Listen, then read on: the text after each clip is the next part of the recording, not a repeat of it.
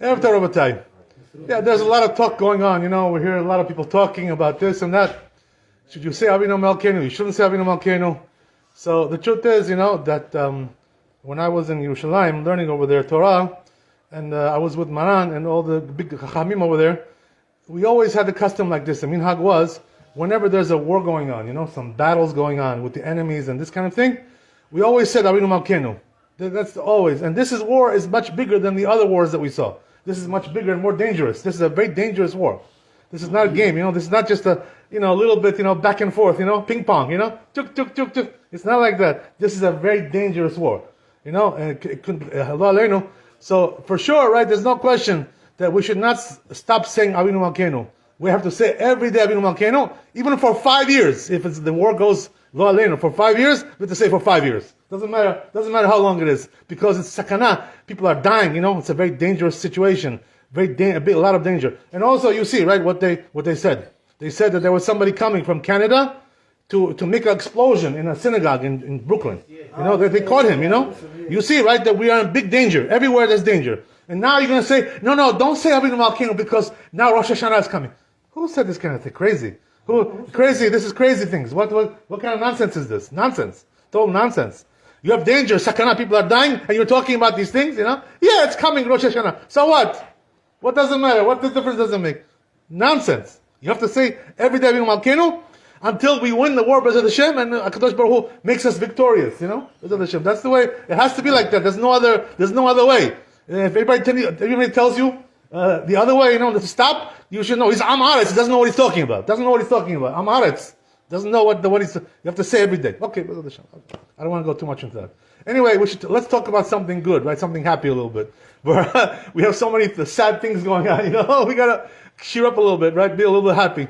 So let's talk about something interesting, which is that, when a person gets married, what happens is that they do, the chuppah. So chuppah, there's Sheva Berachot there, Sheva Berachot. We do, right? So the Sheva Berachot, also, we do the Sheva Berachot for 1 week, if the girl was never married, and also the boy, right, whatever, this kind of situation. The girl, is a virgin. So we do the Sheva Berachot all week, that week, 7 days, every day, when we have a Seudah, we do Sheva Berachot again. This is a minhag, everywhere in Am Yisrael. Rabbi, what place better to do? I'm sorry? What place to do better, a restaurant or home? That's a very good question. Very good question. So the truth is, that in the old days, right, this was different. Things were different in those days. They used to do at home, in the house of the Chatan. This is what they used to do. The house of the Chatan was where they did the Sheva Berachot, because everybody was coming there, and they were doing a simcha over there in the house of the Chatan. But here's the thing, in those days things were different. Now we have ulamot, we do everything in ulamot. We go to, these places, right? These wedding halls, these whatever. We do everything over there. We don't do anything in the house. And there's a good reason, by the way, why we don't. You know why?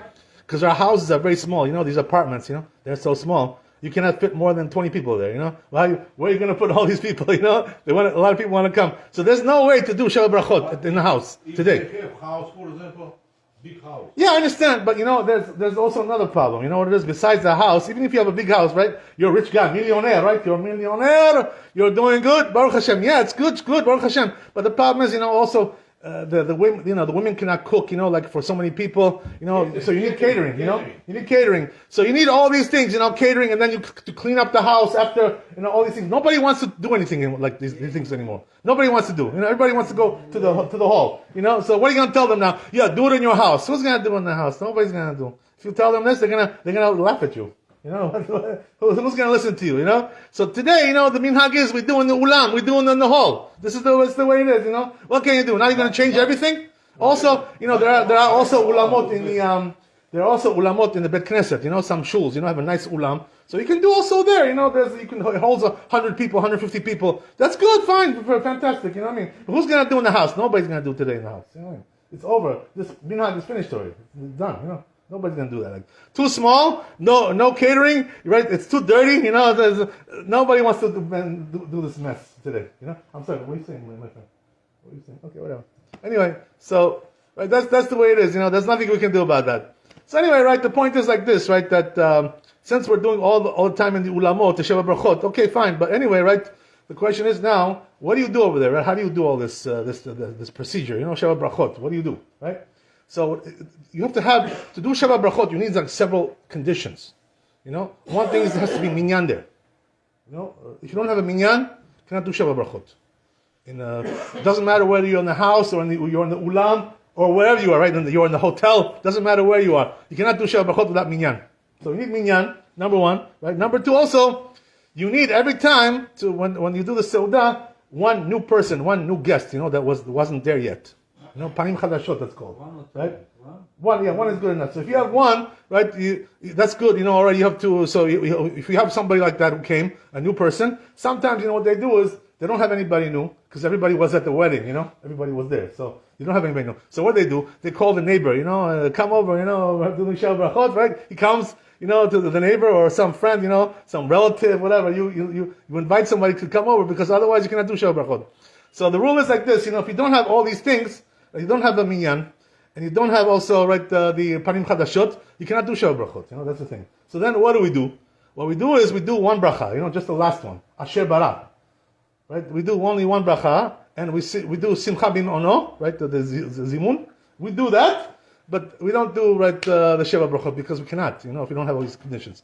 Now, what he's saying is correct, There are some Rabbanim who say, it also has to be in the house of the Chatan. But today, nobody's doing the house of the Chatan.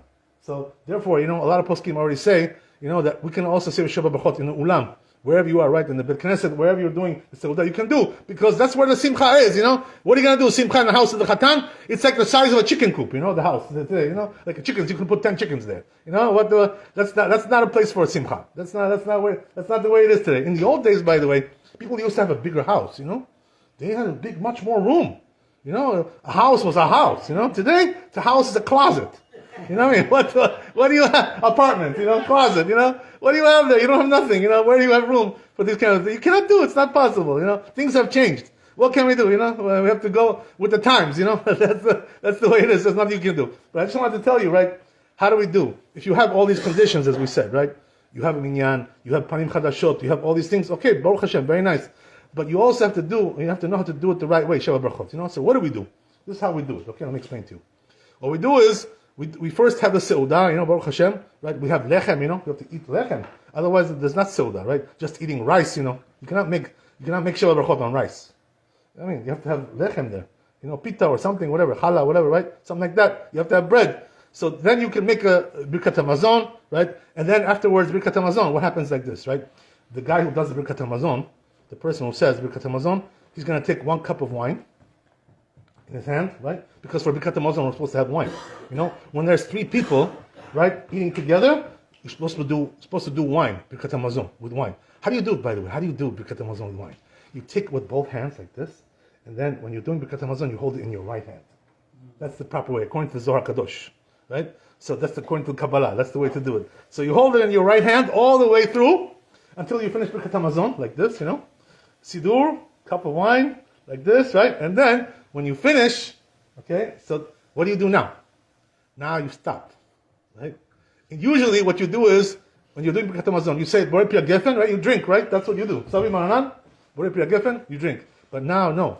Why? Because you have to do Sheva Berachot, right? So now what you're going to do is, you have to have 2 cups of wine, according to Tosfot, right? Why is that? Why 2 cups? Why do you need 2 cups? For what? Mix families together.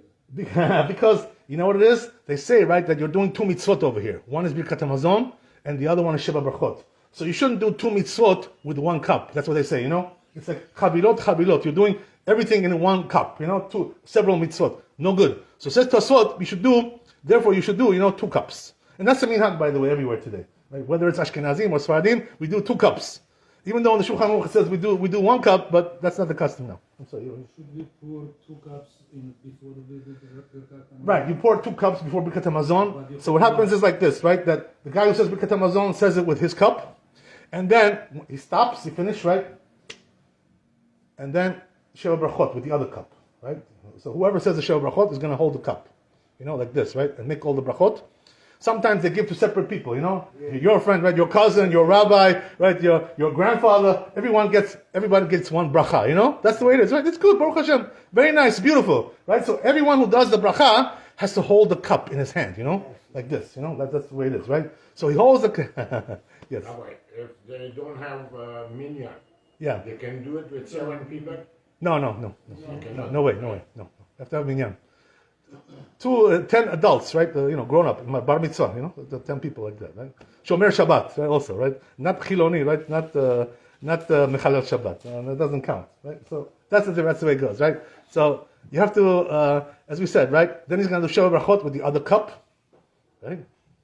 They finish all the Sheva Berachot, and then what they do is, the guy who said the Birkat Hamazon, now he says, Baruch Atah Hashem, Elokeinu melech haolam, borei pri hagefen.